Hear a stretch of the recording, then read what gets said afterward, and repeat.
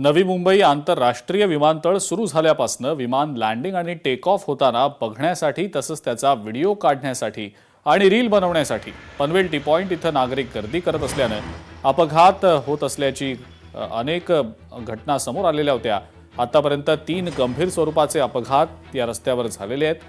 पोलिसांसाठी ही गर्दी डोकेदुखी ठरतीये। पोलिसांनी आता इथून नागरिकांना हटवण्याचं काम सुरू केलेलं असून या राष्ट्रीय महामार्ग प्रशासनाला आता वीव कटर बसवण्याची मागणी सुद्धा केलेली आहे।